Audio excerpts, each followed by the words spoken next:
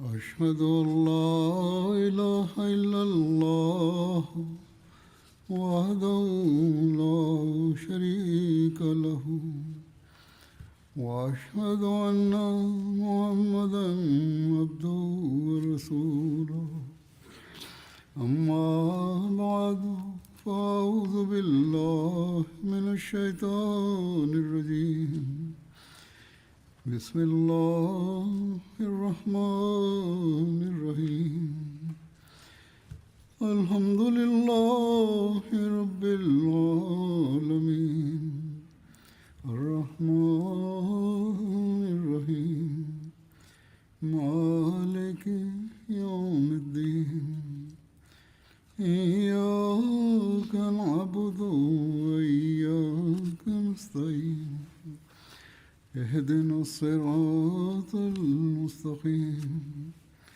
صراط الذين أنعمت عليهم غير المغضوب عليهم ولا الضالين.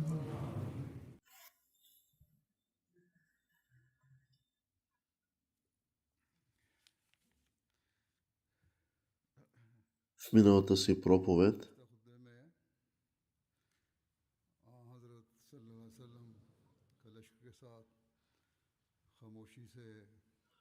споменах как светия пророк салалаху алейхи васелам е стигнал близо до Мека с армията си и е разположил лагер незабелязан. Светия пророк салалаху алейхи васелам бе наредил на своите сподвижници да запалят на различни места 10 000 огъня и когато Абу Суфиян и неговите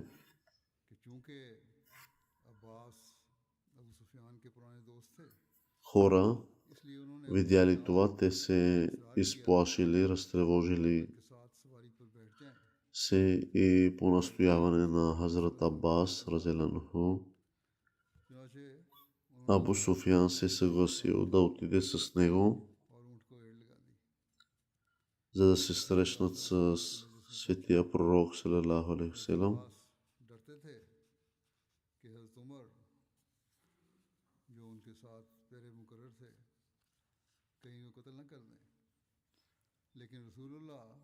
Абу Суфиян се бе притеснил, че Хазрат Умар може да го убие. Т.е. притеснил се, че Хазрат Умар може да го убие, като го види.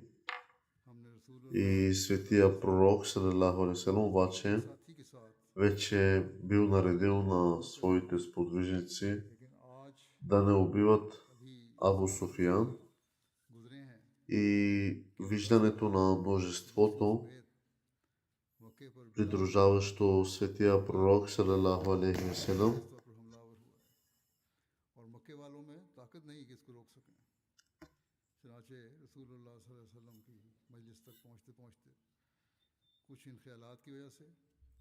светия пророк обаче бил наредил на своите сподвижници да не убиват Абу Суфиян.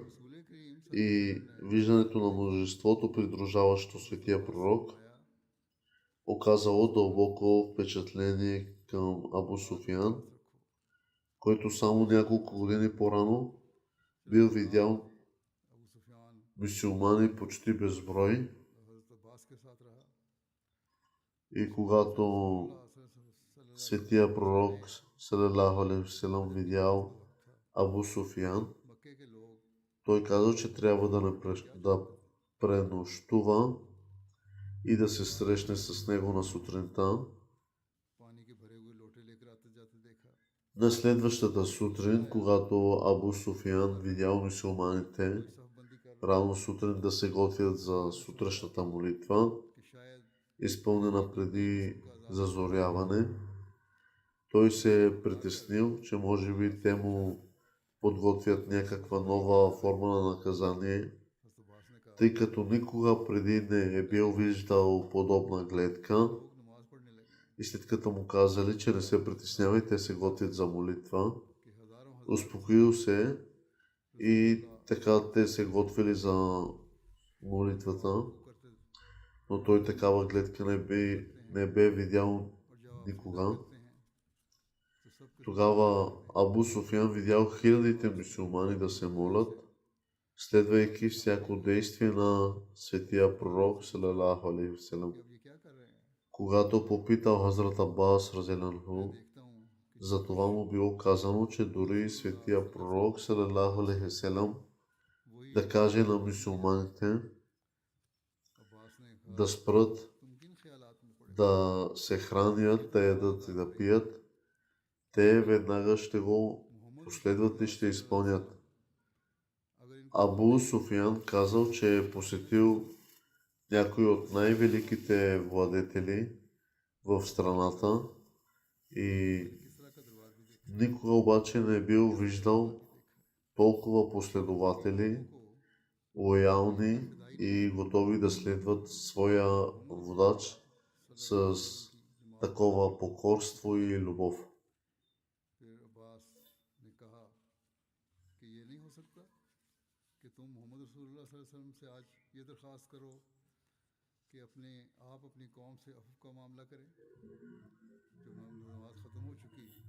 След това Абу Суфиян е бил отведен при светия пророк, салалаху алейхи васелам, който го попитал дали вече не е осъзнал, че няма никой достоен за поклонение освен Аллах.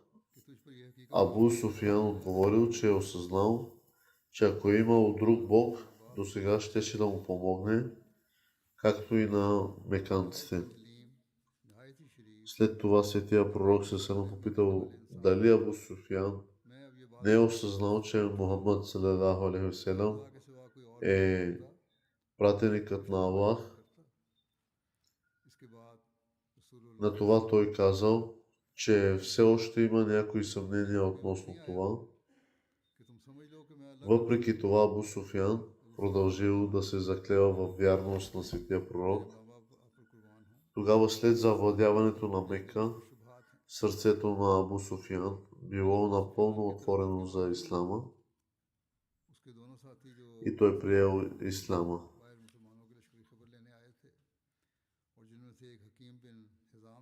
Но неговото сърце било покорно, след като завладяли Мека отново.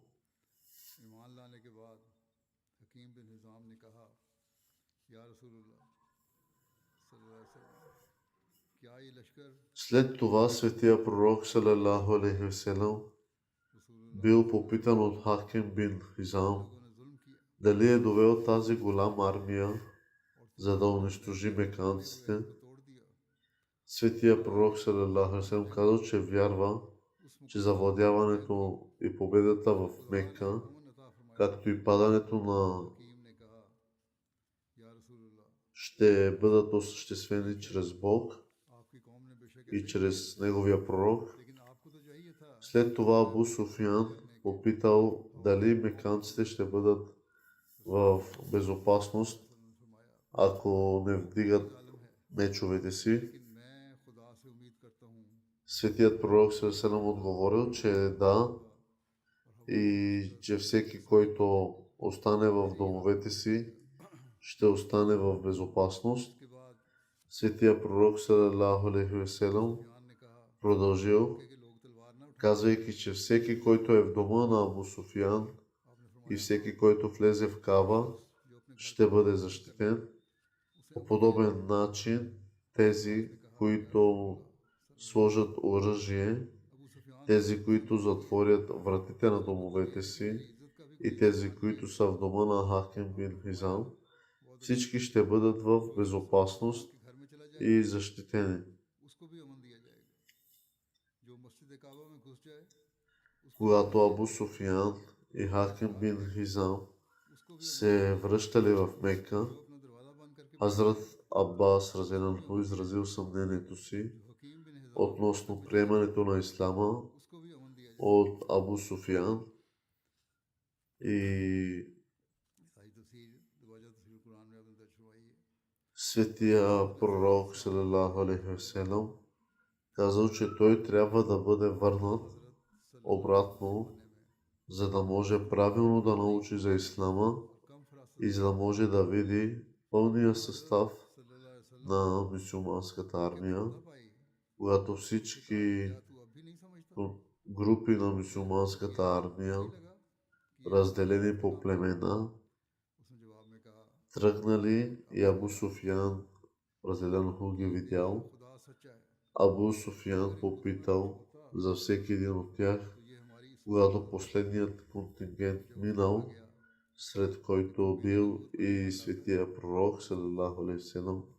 Абу Суфиян разделено попитал дали е заповядал на армията си да се бие, и светия пророк салалаху отговорил, казвайки, че това е ден на милост, в който Бог ще даде почит на Каба и истинско уважение на курейшите.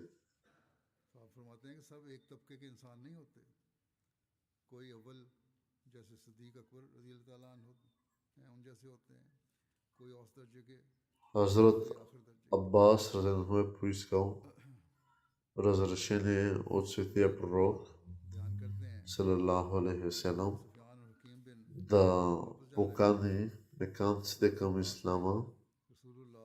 Светия пророк салалаху дал разрешение и така Хазрат Аббас разделено поканил меканците да приемат ислама и им разказал за голямата армия, която придружавала светия пророк салалаху алейхи васелам. Когато съпругата на Абу Суфиян, Хинд, видяла Абу Суфиян да придружава мюсюлманите, тя пристъпила напред, хванала го за брадата и призовала меканците да го убият. Абу Суфиян казал, че сега не е моментът за такива неща и казал да се прибере в дома си, за да бъде защитена, тъй като той е дошъл с толкова мощна армия, каквато никога не е била виждана в Саудитска Арабия.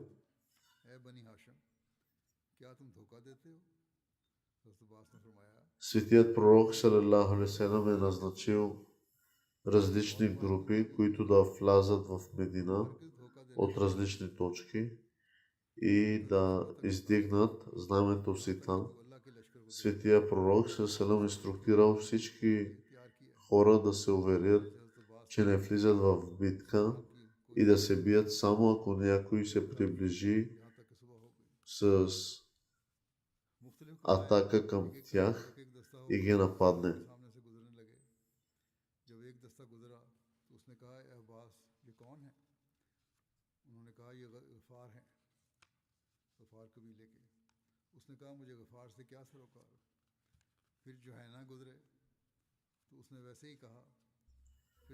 Един ден един меканец започнал да облича своята броня. Когато жена му го попитала какво прави, той казал, че се готви да се бие с мюсюлманите. Жена му мъдро го посъветвала, че с тази армия не трябва да се бие и че трябва да се оттегли. Мъжът казал на жена си, че със сигурност ще залови един мюсюлманин от мюсюлманите като роб и ще го доведе. Тя отново го молявала да не се бие срещу светия пророк салалаху алейхи васелам и неговите сподвижници, но той упорито настоявал. Когато групите, които водил,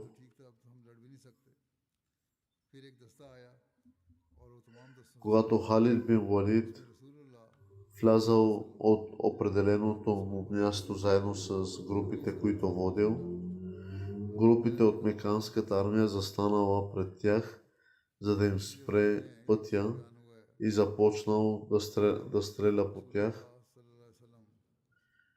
Групите от мюсюлманската армия се защити, което в крайна сметка довело до бързо поражение на неверниците. И същият мъж, който бил обещал на жена си да й доведе мюсюлмански роб, избягал обратно в дома си и казал на жена си да затвори вратата. कि वो इस तरह Тя го попитала какво се е случило с आपको आपकी कौम के बारे में अल्लाह ताला का वादा всичките му आप सारे желания, बाज на което той се разкаивал и отговорил, казвайки, че साद ने गलत कहा не е видял голямата мюсюлманска армия. आज अल्लाह ताला काबा को अजमत अता करेगा और अल्लाह ताला कुरैश को हकीकी इज्जत अता फरमाएगा। इब्ने इसहाक ने लिखा है कि साद ने जो कहा था वो मुहाजिरीन में से किसी ने सुन लिया। इब्ने हशाम ने बयान किया Светият пророк салалаху алейхи ва салям наредил някой да обяви या रसूलुल्लाह начините, по които меканците могат да търсят защита साद कुरैश पर हमला и като сложат оръжие, като влязат в домовете си и затворят вратите си, като влязат в домовете на Абу Суфиян и Хаким бин Хизам и като влязат в Каба, और उनसे झंडा लिया когато светия пророк Селем е видял меканците да търсят फरमाइए तारीखों की защита по тези начини, फरमाया कि जिस वक्त той със сигурност е щял да си спомни के कमांडर साद बिन жестокостите, खान को देखकर कहा които са се случили по същите тези улици само преди няколко години. Същият Билал, който е бил влачен по улиците няколко години по-рано, сега се е завърнал по същите тези улици като член на тази велика мюсюлманска армия. И така светия пророк Селем със сигурност е трябвало да се отмъсти, но го е направил по най-красивия начин. Светия пророк Селем е дал знамето на Абу Рувайха и инструктирал Хазрат Билал да обяви, че всеки, който застане под знамето на Абу Рувайха, също ще бъде защитен. И колко мъдро и красиво е било това. Тези улици не са били място за защита на Билал, който би бил вързан с въже за глезена си и влачен по улиците. Светия пророк Селем знаеше, че Хазрат Билал сигурно е имал мисли за отмъщение и е трябвало да пази паметта на верния си спътник, но в същото време това отмъщение е трябвало да бъде в съответствие с честта на исляма и следователно отмъщението на светия пророк Селем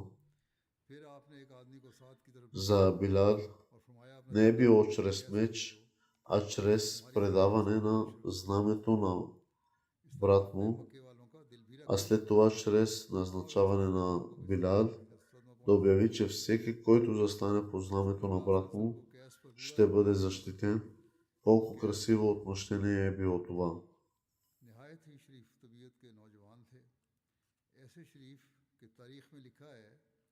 कि उनकी वफात के करीब जब बाज़ लोग उनकी इयादत के लिए आए और बाज़ ना आए तो उन्होंने अपने दोस्तों से पूछा कि क्या वजह है कि बाज़ जो मेरे वाकिफ़ हैं मेरी इयादत के लिए नहीं आए।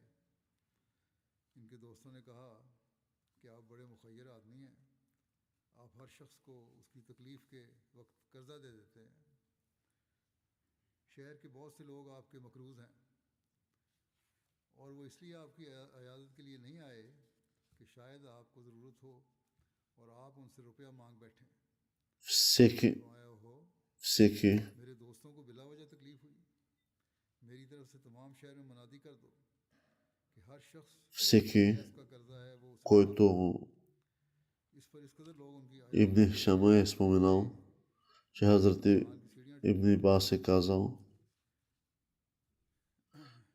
О пророку на Аллах, дайте ми разрешение да отида в Мека при меканците.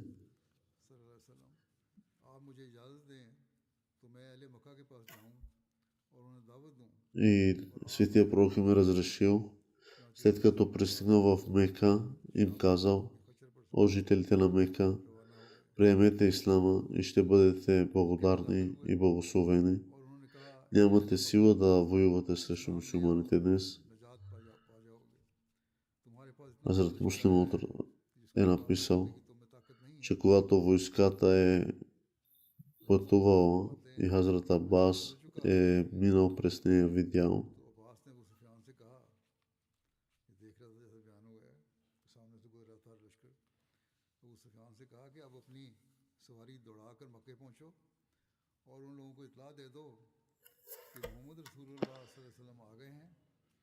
е казал Хазрат Абас на един човек, че отиде и бързо извести, че Мухаммад ﷺ е дошъл с голяма армия и за тях е най-добре да го следват и да бъдат мирни, за да бъдат успешни. Но неговата съпруга Хазрат Хинд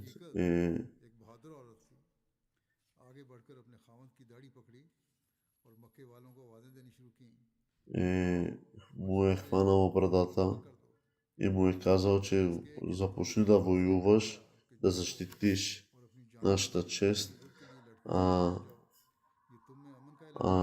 не да приемаш ислама и да го възвеличаваш. Той отвърнал на жена си, че отиди, затвори се у дома и стои мирно. И жена му мъдро го послушала.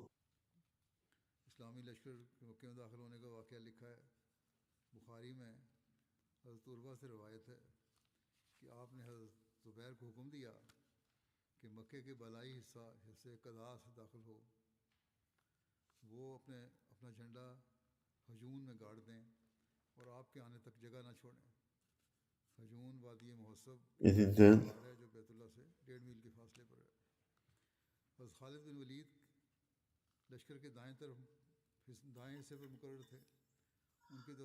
Светия пророк ﷺ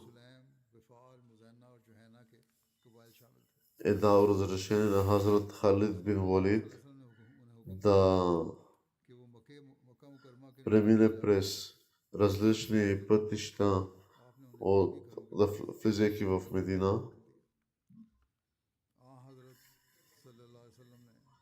И Светия пророк ﷺ е заповядал на своите хора, които е назначил като командващи на мюсюлманите, да бъдат търпеливи и да не бъдат в битка с никого.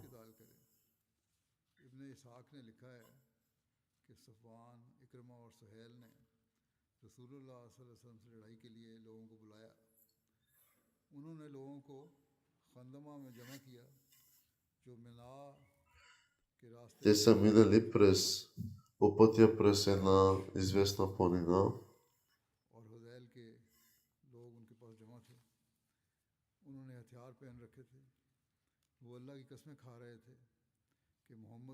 Един човек на име Джима бин Кеш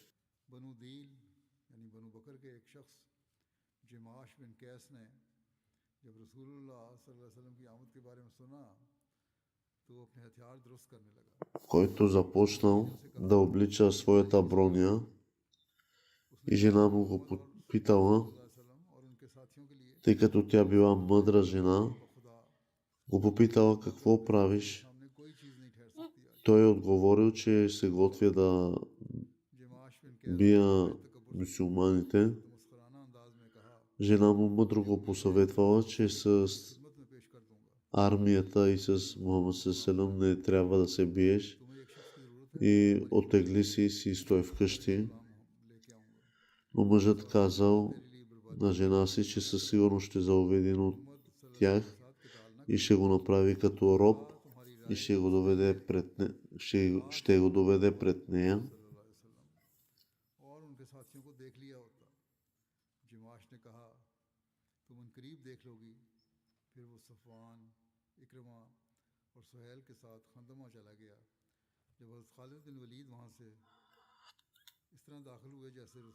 Жена му мъдро го посъветвала да не излиза, но мъжът тръгнал.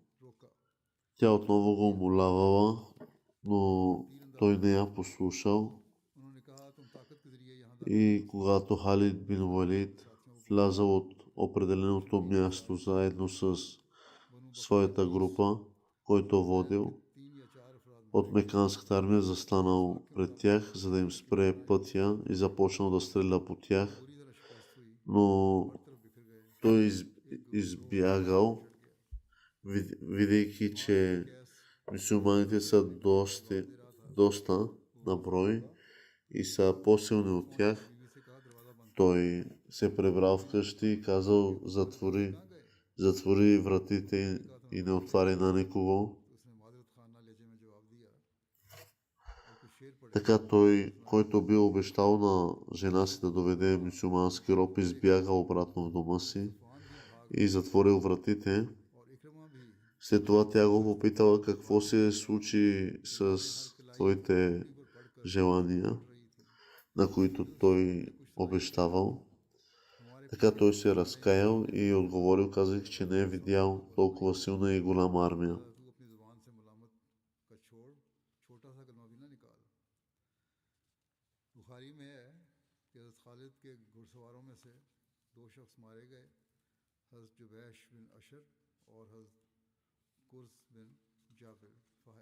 Записано е, че съобщението за мир е бил наредил някой да обяви начините, по които меканците могат да търсят защита и мир, като сложат оръжие, като влязат в домовете си и затворят вратите си, т.е. като оставят вече оръжието от себе си, като влязат в домовете си с мир и като влязат в Каба с мир, те ще бъдат в примирие. И когато светия пророк салалаху алейхи ва салям е видял меканците да търсят защита по тези начини, той със сигурност е щял да си спомни жестокостите, които са се случили по същите тези улици само преди няколко години. Същият Билал, който не е бил влачен по улиците няколко години по-рано, сега се е завърнал по същите тези улици като член на тази велика мюсюлманска армия.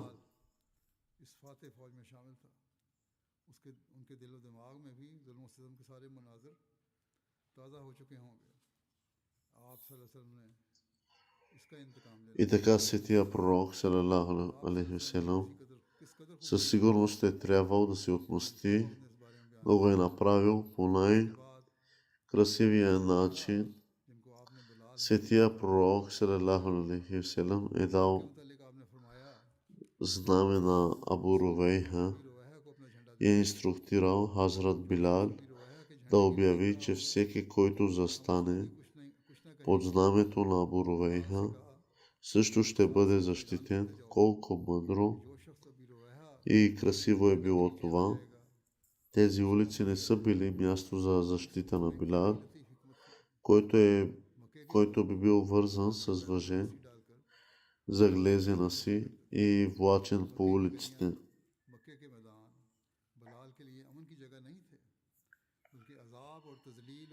Но светия пророк съм казал, че може би сърцето се таи една голяма желание за голямо отмъщение в сърцето на Хазрат Билал. Но светия пророк съм знае, че Хазрат Билал сигурно имал такива мисли, но в същото време това отмъщение е трябвало да бъде в съответствие с честта на Ислама и следователно отмъщението на светия пророк за Билал не е било чрез меч, а чрез предаване на знамето на брат си. И след това назначаването на Билал да обяви, че всеки, който застане под знамето на брат му, ще бъде защитен. Колко красиво отмъщение е било това. И това предложение, освен от това по-голямо отмъщение, за мен не е имал. Хазрат Билал е отговорил. Светия пророк салам е влязъл в Мека по планинския път от Азахир И когато видял блясъка на мечовете, той напомнил на мюсюлманите, че е наредил да няма битка. Беше информиран, че групите на Халид бин Валид са били нападнати първо от меканците и че е трябвало да се защитат. На това светия пророк Селем е отговорил, че решението на Аллах е най-доброто. И с други думи, Аллах искал да покаже на меканците, че те няма да могат да използват сила, за да спрат мюсюлманите да влязат в Мека.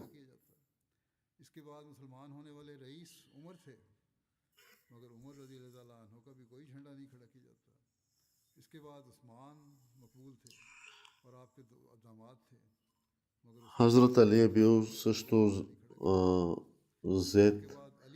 зет и на светия пророк Селем.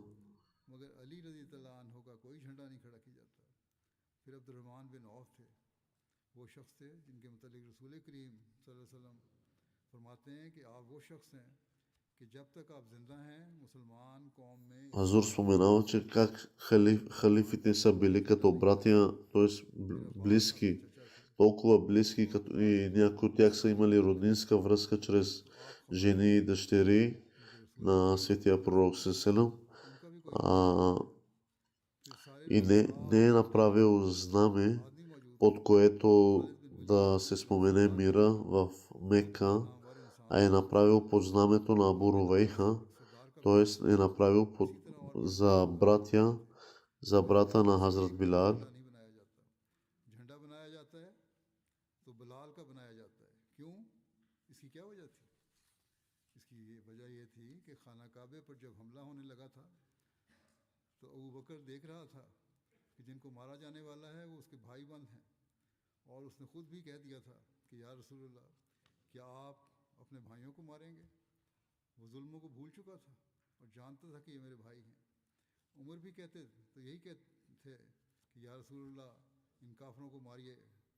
Но първото нападение, когато е било към Каба, е било от техните познати, но въпреки това светия пророк Селем е простил на тях.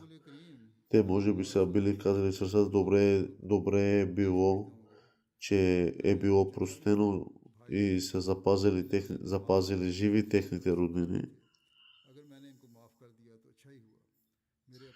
Но в Мека, където е нямало никаква сила, никаква защита към мюсюлманите,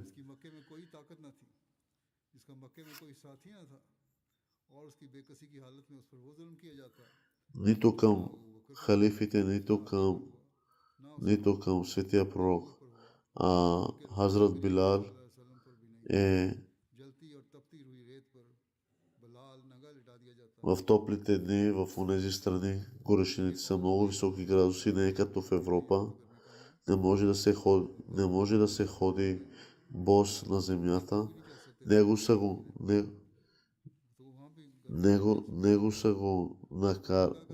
го накарали бос да ходи в нажижените улици. Тогава, след като са го влачили по земята, са накарали децата с тежки обувки и камъни да стъпват и удрят тялото на Билал и да му казват: айде сега, къде е твоят Аллах да те спаси. Но той казваше тихо на глас, че Аллах е един. И светия пророк Селем е истински пророк. Аз как да кажа, че той е лъжец? И тогава хората го нападаха все още повече и повече.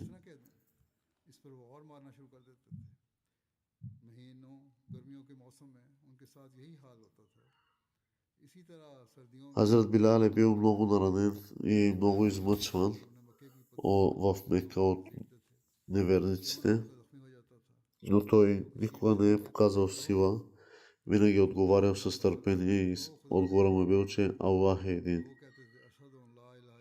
Може би Хазрат Билал е имал в сърцето си, че аз сега ще отмъстя за тях, но светия пророк е дал толкова прекрасно отмъщение на Хазрат Билал, че в името на брат си било направено знаме и е обявено, че под това знаме могат да търсят убежище и мир.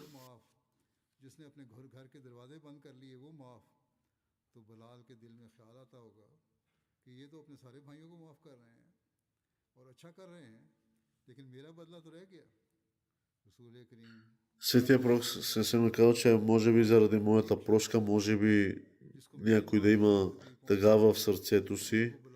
И това е само Хазрат Билал.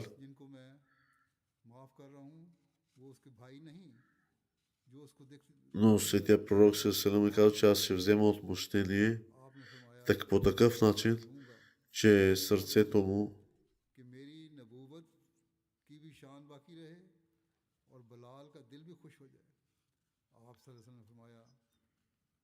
ще направим така, че Хазрат Билал да бъде щастлив. Ако искате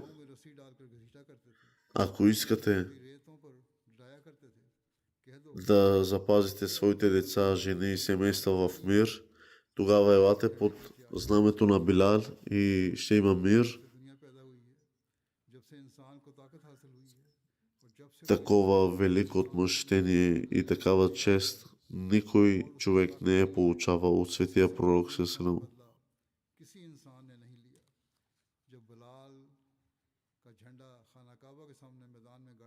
И като го измъчвали, го питали дали сега е Мухамед истински пророк. Той винаги е казал с търпение, че да, той е пророка на Аллах. И как може да каже, че Мухамед е лъжец и Аллах не е един? Затова знамето са го направили под неговото име.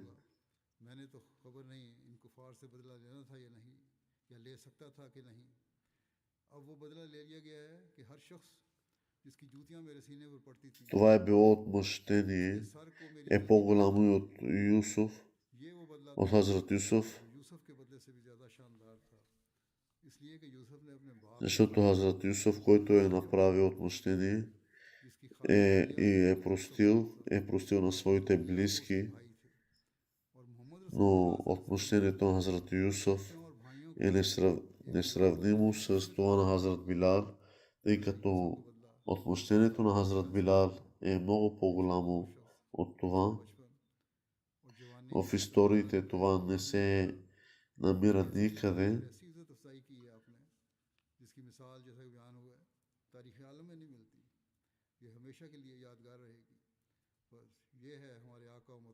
Ибн Хишам е записал, че когато е била завладяна Мека,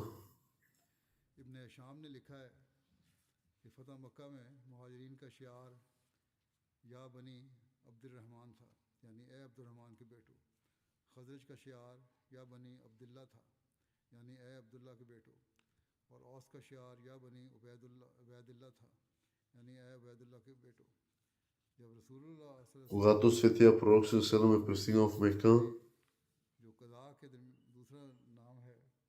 и е видял Хазрат бин Валид с неговата група, е дошъл и светлината на мечовете, е казал: аз не ви ли забраних на вас и не ви ли наредих, че да не се биете с никой?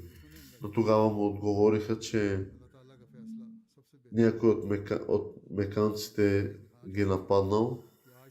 Тогава Светия пророк се отговорил: това е решението на Аллах и най-доброто, с други думи, че Аллах иска да покаже на меканците, че няма да могат да използват сила.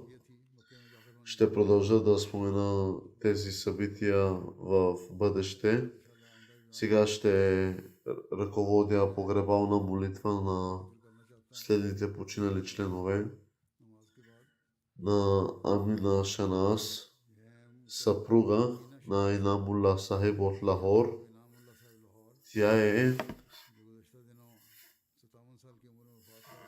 Тя е починала, оставила е след себе си 4 дъщери и един син, който служи като мисионер в Сенегал и поради службата си не е могъл да присъства на погребението на майка си.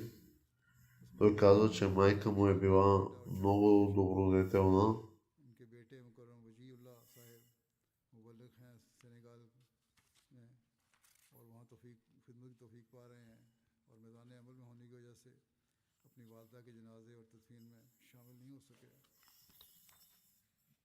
Тя е била отдадена на молитва, на пости и редовно е рецитирала свещения Коран и е изпитвала дълбока любов към халафът. Била е покорна и била е много гостоприемна и винаги гостите си тръгвали щастливи и доволни от нейния дом. Тя е заповядала на децата си да пишат писма до халифа. Тя е била много гостоприемна и се е грижила за по-добре за тях. Дори това да е било извън възможностите й, тя е била много любяща и към своите съседи, които не са ахмади. Дори и те да са проявявали противопоставяне към Ахмадия, са виждали нейните добри дела. Тя е подкрепяла много съпруга си в неговите услуги към общността.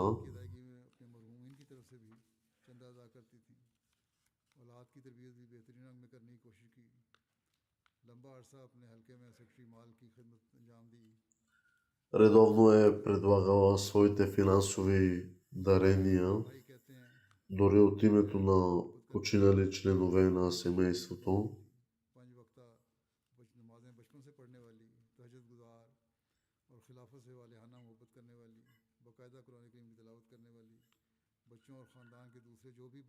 Един от нейните съседи, които не са ахмади, е казал, че се е отнасяла с нея като със сестра, а децата й са я смятали за своя леля.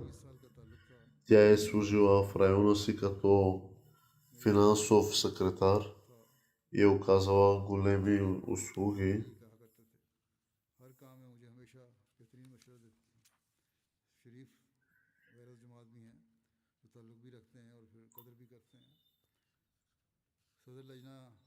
Тя е служила над 20 години в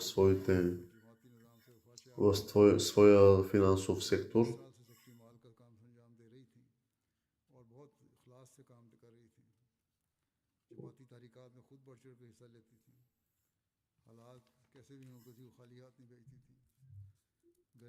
Тя е постила всеки четвъртък и е правила различни събития. Аз се моля Аллах да й дари прошка и милост на сина и търпение, който не можа да присъства на погребението й. Аллах да ги дари с търпение.